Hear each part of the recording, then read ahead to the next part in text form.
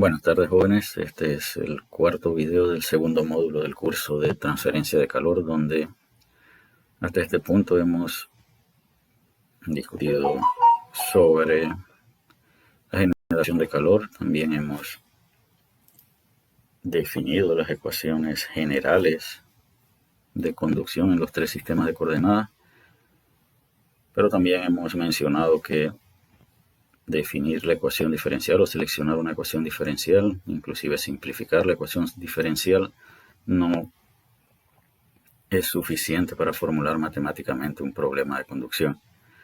Adicional a la selección de la ecuación diferencial y de sus simplificaciones, es necesario establecer condiciones de frontera y condiciones iniciales.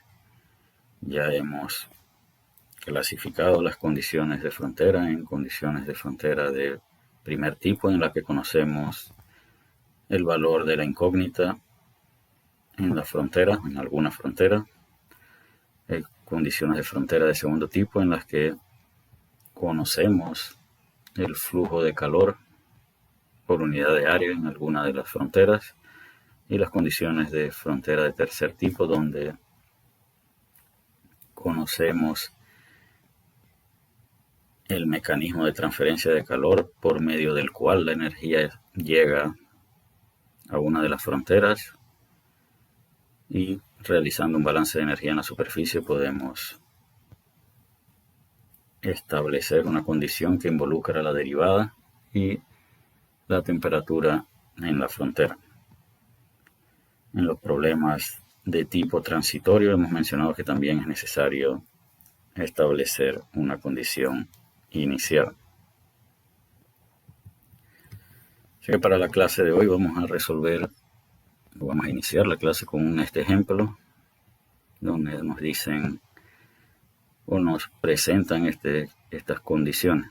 Tenemos un tanque esférico de pared gruesa abierto o ligeramente abierto que contiene oxígeno líquido saturado a menos 183 grados Celsius. A esta temperatura, el calor latente de evaporación del oxígeno es 213 kilojoules por kilogramo. La densidad del oxígeno líquido, 1140 kilogramos por metro cúbico. El tanque está expuesto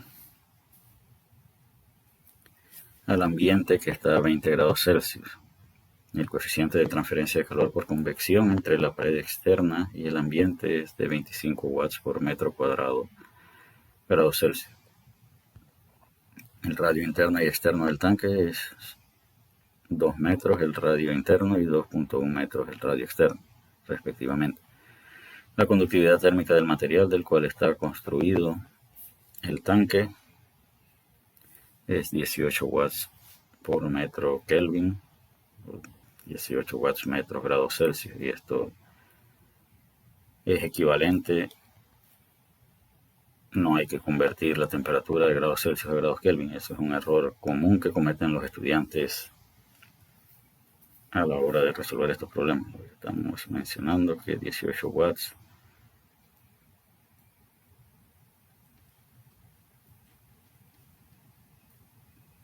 me pareciera que el profesor está cometiendo un error aquí al no convertir. Sin embargo, debemos recordar que el Q'' es igual a menos K por la derivada de T con respecto a N. Esto es Q'' y esto es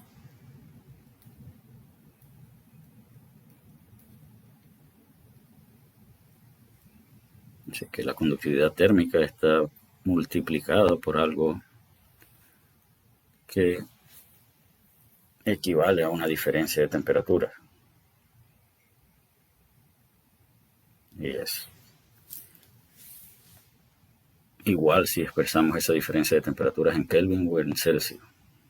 Por tal motivo no hay que convertir esto a la hora de interpretar las unidades de la conductividad térmica. Volviendo al ejemplo, si se puede suponer una transferencia de calor unidimensional en régimen estacionario, determine A. Expresa la ecuación diferencial y las condiciones de frontera para la conducción de calor a través del tanque. B. Obtengo una expresión para la variación de la temperatura a través del tanque. Y C.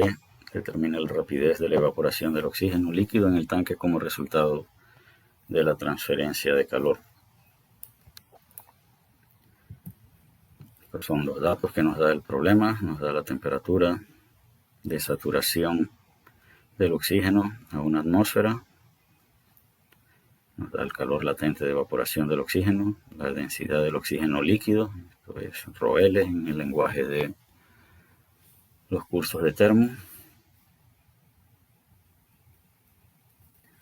Nos dan las características geométricas, radio interno y radio externo del contenedor esférico, la conductividad térmica de su material, la temperatura del ambiente y el coeficiente de transferencia de calor por convección. Veremos entonces, esto es la incógnita A, la ecuación diferencial, esta es la incógnita B y esta es la incógnita C. Vamos a suponer, inducidos por el enunciado del problema, que las condiciones son estacionarias. Bien, el problema nos dice que la transferencia de calor ocurre en una sola dirección. Decíamos que el tanque está ligeramente abierto, esto es para que su presión permanezca constante. Así que si dentro del tanque estamos evaporando oxígeno a presión constante, esto implicaría que la temperatura también debe ser constante. Así que esta suposición conduce a esta otra suposición. Acá hemos resaltado en color rojo la suposición que indica que la temperatura de la pared interior del tanque es igual a la temperatura de saturación del oxígeno. Y en unos minutos discutiremos un poco sobre esta suposición. Vamos a suponer que el contenedor o el material del que está hecho el contenedor tiene una conductividad térmica que varía poco entre las temperaturas que se encuentran las paredes de este contenedor.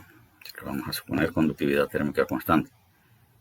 No hay generación de calor y la radiación la vamos a despreciar. Así que ya hemos identificado los datos, las incógnitas, hemos expresado las simplificaciones que vamos a utilizar. Podemos entonces proceder a resolver el problema. Y para ello vamos a ir por un momento al tablero. Ok, acá en el tablero hemos recopilado nuevamente los datos y las incógnitas y hemos dicho que esta es la incógnita A, esta es la incógnita B y esta es la incógnita C. El diagrama que está dibujado aquí representa gráficamente lo que está ocurriendo dentro del tanque. Podemos suponer que acá tenemos oxígeno líquido y que por efectos de la transferencia de calor se está evaporando y estamos liberando vapor de oxígeno por esta pequeña apertura a presión constante. Habíamos mencionado que la suposición de presión constante es necesaria para que la temperatura del oxígeno dentro del contenedor siempre sea 183 grados Celsius. De otra manera, si el proceso ocurriera a volumen específico constante, la temperatura del oxígeno estaría constantemente variando y la suposición de proceso estacionario no sería una buena suposición. Bien, entonces hemos también seleccionado aquí la ecuación general de conducción en coordenadas esféricas en su forma más general para simplificarla de acuerdo a las suposiciones que hemos establecido. El proceso es estacionario. Inmediatamente podemos eliminar este término. Veamos, no hay generación de calor, podemos eliminar este término. Ahora debemos analizar qué ocurre en este fenómeno representado por la figura que acompaña a los datos y a las suposiciones. Acá tenemos una temperatura de 20 grados Celsius y acá tenemos una temperatura de menos 183 grados Celsius. Eso significa que hay un potencial para que haya un flujo de calor en esta dirección. ¿Qué significa esto? Tenemos que toda la esfera está sometida o está expuesta a este ambiente. Y el calor tiene que llegar desde el ambiente hasta el oxígeno. Como hemos preguntado en clases anteriores, ¿cuál debe ser el camino más fácil para que la energía llegue del ambiente al oxígeno? Si toda la esfera está expuesta al mismo ambiente, el camino más fácil es el radial. Así que si fuéramos a suponer conducción de calor unidimensional, esto ocurrirá en la dirección radial. Podemos simplificar entonces la ecuación diferencial y la ecuación diferencial que obtendríamos para iniciar la solución de la primera pregunta.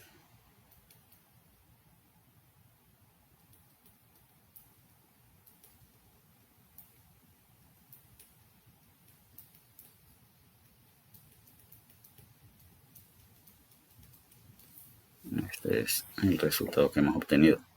Y de acá podemos inclusive olvidarnos del 1 entre r cuadrado. Así que esta es la ecuación diferencial. Sin embargo, decíamos que la ecuación diferencial por sí sola no define matemáticamente el problema. Adicional a esto, debemos ser claros en qué rango esta ecuación gobierna el fenómeno que estamos analizando. Es decir, este es un problema de conducción y la conducción ocurre entre esta pared y esta pared. De tal manera que esta ecuación es válida para radios entre R1 y R2. Que por lo pronto hemos establecido la ecuación diferencial y el dominio en que es válida esta ecuación. Falta establecer las condiciones de frontera. El problema establece claramente un coeficiente de transferencia de calor por convección en la superficie externa. Así que para establecer esa condición de frontera, sabemos que el calor, haciendo un balance de energía en la superficie externa, diríamos que el Q'' de conducción en la posición R igual a R2 tiene que ser igual al Q'' de convección en esa misma posición. Esto implica que menos K por la derivada de T con respecto a R, evaluado en R igual a R2, tiene que ser igual a H por, y acá tenemos que expresar o establecer una diferencia de temperatura. Y por lo pronto no hemos, o al establecer el lado izquierdo de esta condición de frontera, no nos hemos preguntado qué le ocurre al fenómeno o en qué dirección fluye el calor. De acuerdo a esta ecuación de conducción o esta Q'' de conducción, ¿qué dirección suponemos que lleva el calor? Al establecer la ecuación de esa manera, suponemos que el calor va en la dirección radial positiva, es decir, esto supone que el calor va en esta dirección, cosa que ya hemos indicado no es la dirección correcta. Pero no importa, vamos a explicar por qué eso no es tan relevante. Así que habíamos dicho que Q'' de conducción en R igual a R2 tiene que ser igual a Q'' de convección en esa misma superficie. Y que menos K por la derivada de T con respecto a R en R igual a R2 es igual a H, y que esta lado izquierdo supone que el calor va en la dirección radial. Eso supone entonces que el calor debe ir en esta dirección. De tal manera que aquí debemos, en la diferencia de temperatura,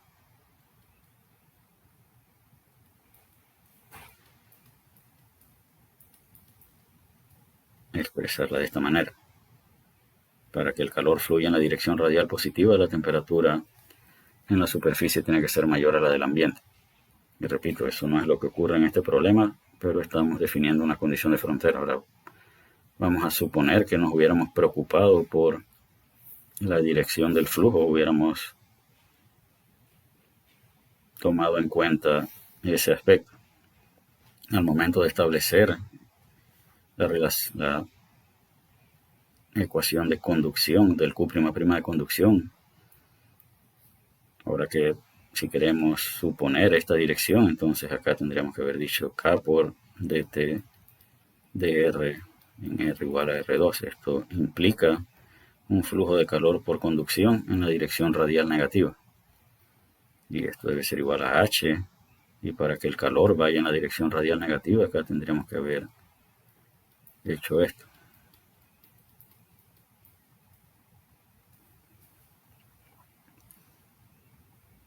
Y serán diferentes las condiciones de frontera que hemos establecido la primera vez sin preocuparnos mucho por la dirección real en la que el calor debe fluir, y la segunda donde sí nos preocupamos por eso. Si comparamos esta ecuación con esta ecuación, observamos que los resultados son ecuaciones equivalentes. Si tomamos la primera ecuación y la multiplicamos por -1, obtendríamos la segunda ecuación. Donde sí debemos ser cuidadosos es si vamos a asumir que el calor va por conducción en esta dirección, también debemos suponer que el calor se va por convección en la misma dirección. Es la dirección que seleccionemos para la conducción decide este signo, y la dirección que decidamos desde el punto de vista de la convección afecta el orden en que vamos a ubicar estas temperaturas. Así que ya tenemos la primera condición de frontera, y lo que vamos a hacer acá es ir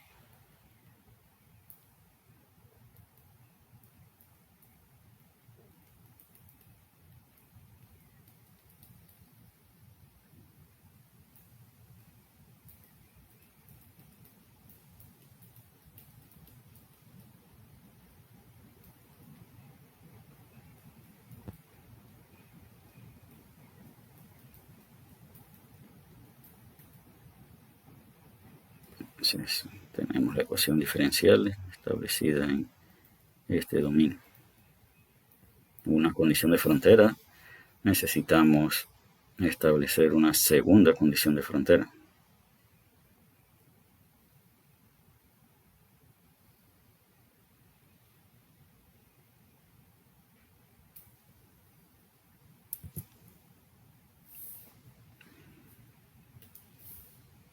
Donde tenemos que establecer la otra condición, la debemos establecer en R igual a R1.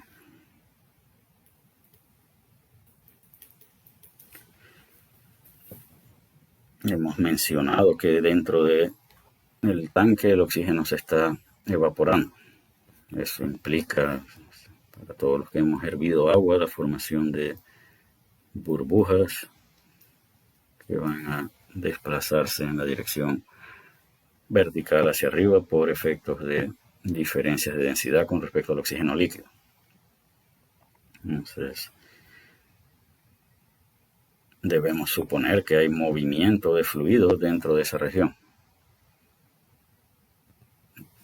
La lógica indica que debemos suponer entonces que en esta superficie, al hacer un balance de energía, el calor que se va por conducción, debe llegar a la superficie por convección. Y diríamos entonces que el Q' de conducción en R igual a R1 es igual al Q' de convección en R igual a R1. Y esto es menos K por la derivada de T con respecto a R en R igual a R1 debe ser igual a, vamos a llamar esto HI para no confundirlo con la otra H, por la diferencia entre la temperatura del oxígeno y la temperatura en el punto R igual a R1. Y esta sería la manera adecuada de establecer esa condición de frontera. Sin embargo, si observamos los datos del problema, en ninguna parte del problema nos mencionan un coeficiente de transferencia de calor por convección entre la pared interna y el oxígeno. Así que, de alguna manera, este dato haría falta para poder establecer la condición de frontera. Sin embargo, si recordamos en el primer módulo, cuando definíamos el mecanismo de transferencia de calor por convección, presentábamos una tabla de comparativa donde podíamos observar las magnitudes de los coeficientes de transferencia de calor por convección y observábamos que en los fenómenos de cambio de fase el coeficiente de transferencia de calor por convección era más alto que en los procesos de una sola fase o que ocurrían en una sola fase. ¿Y de qué nos sirve recordar lo que aparecía en aquella gráfica? Vamos a suponer en este momento o a reconocer que el oxígeno está cambiando de fase, así que vamos a suponer que HI es grande por efectos de el cambio de fase que está sufriendo el oxígeno dentro de ese contenedor. Así que si H es muy grande, vamos a suponer que el Q' es fijo y esto es igual a H por una diferencia de temperaturas ocurriendo en la pared interna. Entre más grande sea H, ¿qué debe pasar con delta T? Entre más grande sea H, más pequeño se hace delta T. Y la suposición que vamos a hacer para resolver este problema es que H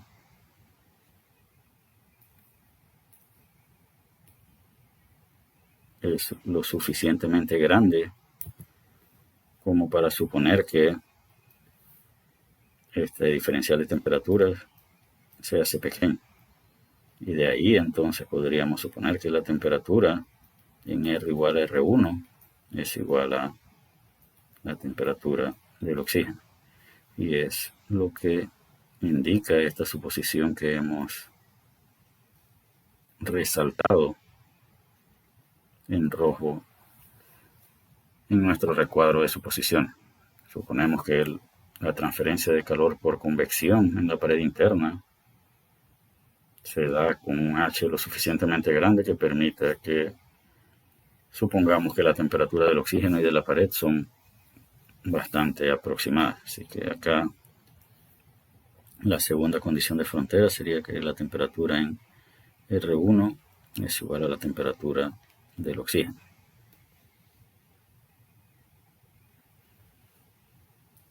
Y esto define define matemáticamente nuestro problema. Así que ya tenemos la respuesta a la pregunta A. Tenemos la ecuación diferencial, el dominio y dos condiciones de frontera. ¿Qué más debemos hacer? Ahora debemos integrar esta ecuación diferencial para poder responder la segunda pregunta. Que ya tenemos acá la pregunta A, vamos a ver la pregunta B. Acá tenemos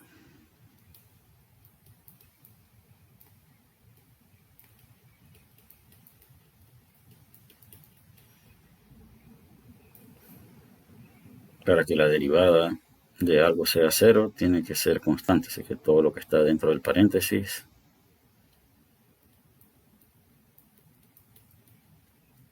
debe ser igual a una constante.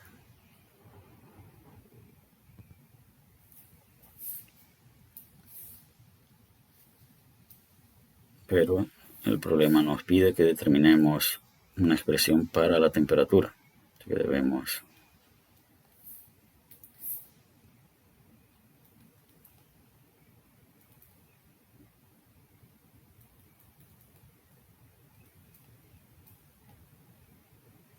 volver a integrar.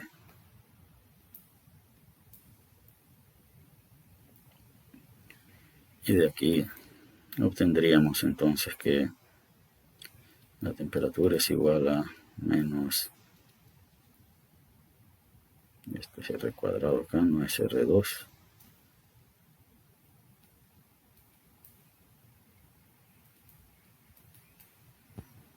y esta sería entonces la expresión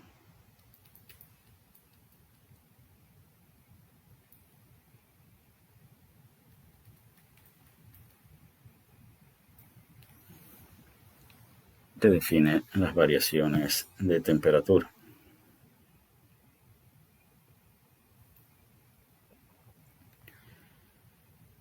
¿Qué necesitamos para encontrar las constantes C1 y C2? Tenemos que evaluar las condiciones de frontera. ¿Y qué condiciones de frontera tenemos? Sabemos que cuando R es igual a R1, la temperatura debe ser igual a la temperatura del oxígeno.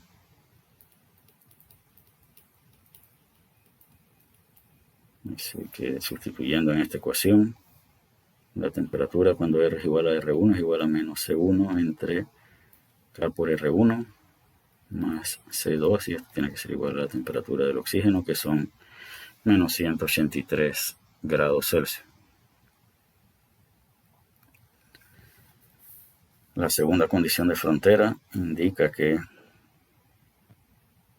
la derivada de la temperatura con respecto al radio en R2 multiplicado por menos K debe ser igual a H por una diferencia de temperatura. Eso implica que debemos, vamos a copiar esto acá,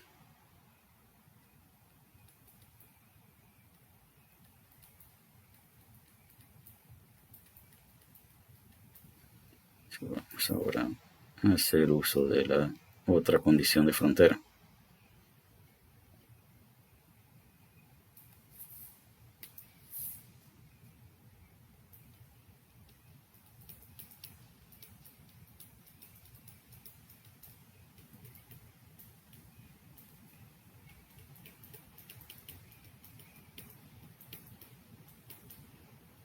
Y acá necesitamos evaluar tanto la derivada como la temperatura en R2. La temperatura en R2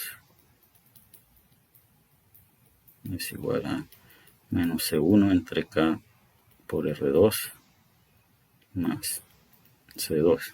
Esa es la evaluación de la temperatura o la evaluación de esta ecuación en R igual a R2. Yo borré la ecuación que expresaba la derivada, sin embargo sabemos que K por R cuadrado por dt de R tiene que ser igual a la constante C1. Es lo que habíamos obtenido de la primera integración, de tal manera que de aquí podemos decir que la derivada de t con respecto a R, cuando R es igual a R2, es igual a C1 entre K por R2 al cuadrado. Así que acá ya tenemos la temperatura evaluada en R2, eso lo tenemos que sustituir aquí. Acá tenemos la derivada sustituida evaluada en R2, eso lo debemos sustituir acá, de tal manera que obtendríamos que menos K multiplicado por C1 entre K R2 al cuadrado debe ser igual a H multiplicado por menos C1 entre K por R2 más C2. Estas K se cancelan y que obtendríamos de esta ecuación, obtendríamos algo como C1 multiplicado por menos 1 entre R2 al cuadrado más 1 entre K por R2 por H menos H por C2 debe ser igual a 0.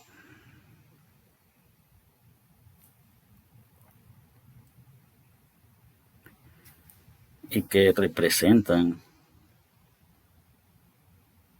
o qué podemos hacer con estas dos ecuaciones? Tenemos dos ecuaciones donde C1 y C2 son las incógnitas. Sabemos que K es 18, sabemos que R1 es 2 metros, R2 es 2.1 metros y sabemos que H es 25 y acá nos faltaba dentro de este paréntesis algo muy importante. Esto es menos T infinito, así que esto no es igual a 0. Esto es igual a menos H por T infinito. Pero T infinito también es conocido, así que nuevamente tenemos un sistema de dos ecuaciones con dos incógnitas donde podemos evaluar C1 y C2. Y con eso podríamos determinar la distribución de temperatura. Y responder la segunda pregunta. Ahora veamos qué necesitaríamos para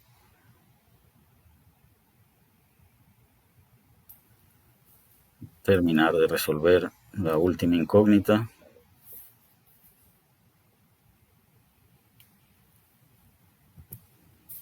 Queremos saber cuál es la razón de evaporación. Y sabemos que dm de T por HFG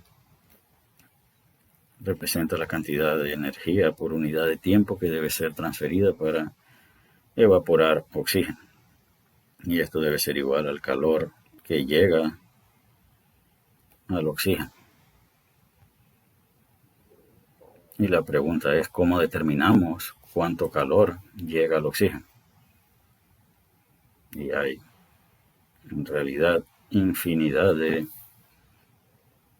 opciones para esta última pregunta. Por ejemplo, acá queremos saber cuánto es este calor. Si hacemos un balance en esta superficie, el Q del oxígeno es igual a el calor por conducción en ese punto. Así que esto es menos K por dt de R, en R igual a R1. Esto multiplicado por el área en el punto 1.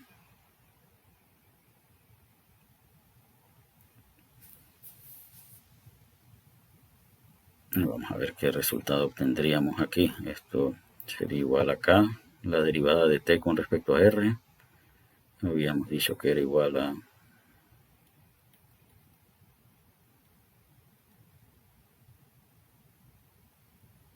Esto lo vamos a evaluar en R1. Esto es lo que representa la derivada evaluada en R1. Y el área de la superficie es 4pi r cuadrado, donde r tiene que ser R1, pues lo estamos evaluando en esa superficie. Pero ¿qué ocurre con los radios? Se cancelan. ¿Qué ocurre con las K? Se cancelan. Por lo tanto, Q del oxígeno es igual a 4pi por C1.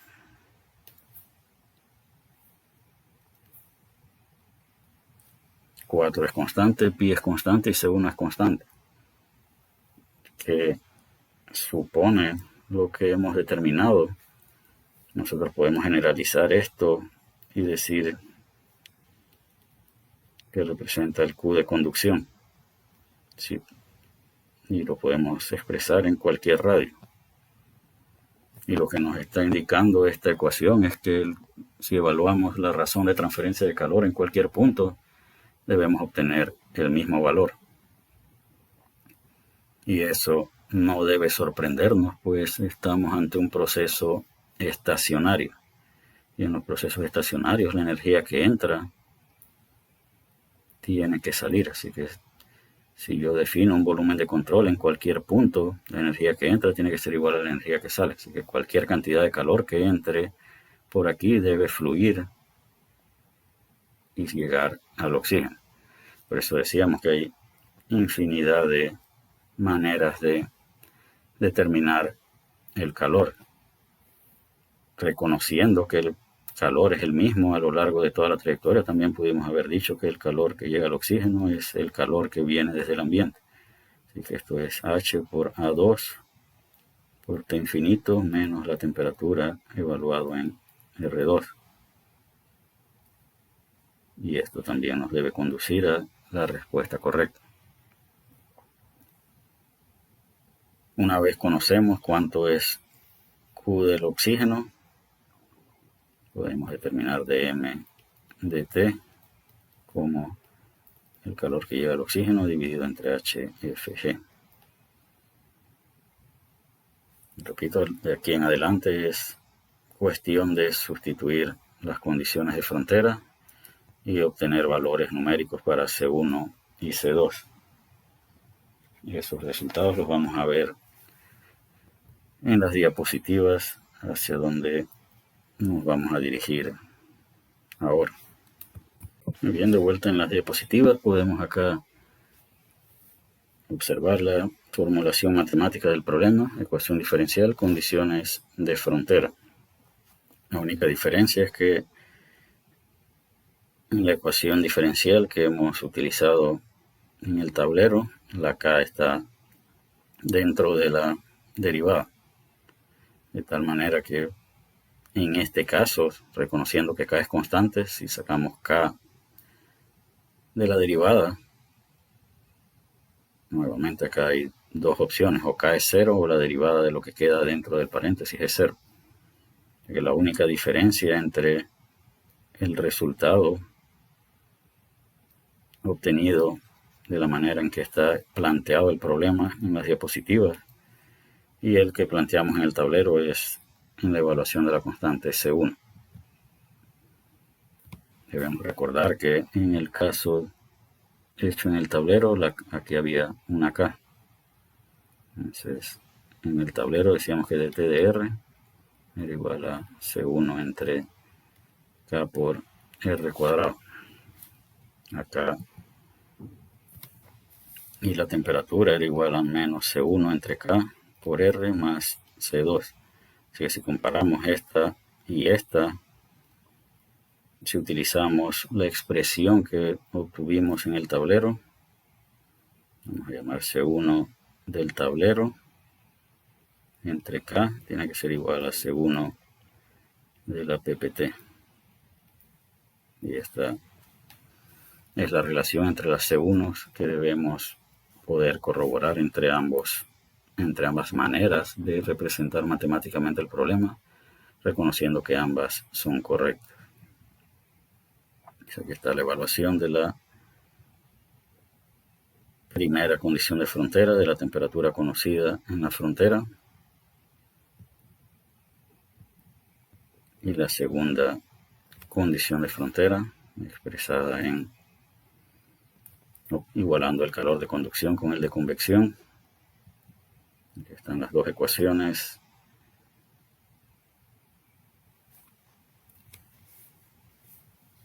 Con incógnitas C1 y C2. Y si no nos hemos equivocado en las operaciones matemáticas, este es el resultado de C1. Repetimos, este C1 está basado en la manera en que fue definido el problema matemáticamente en las diapositivas, y la diferencia con respecto a la otra C1 es la conductividad térmica. Así que aquí está la ecuación que define la distribución de temperatura en el dominio entre 2 y 2.1 metros. Eso significa que fuera de ese rango, esta ecuación no es válida. La ecuación diferencial seleccionada gobierna el fenómeno en este rango, por lo tanto la respuesta solo es válida en ese rango. Para hacer análisis de calidad podemos sustituir el radio acá de 2 metros, y al sustituir ese radio debemos obtener que la temperatura es menos 183 grados Celsius.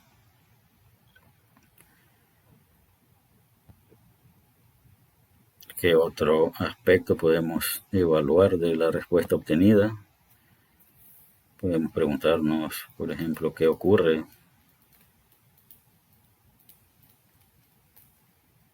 con la temperatura a medida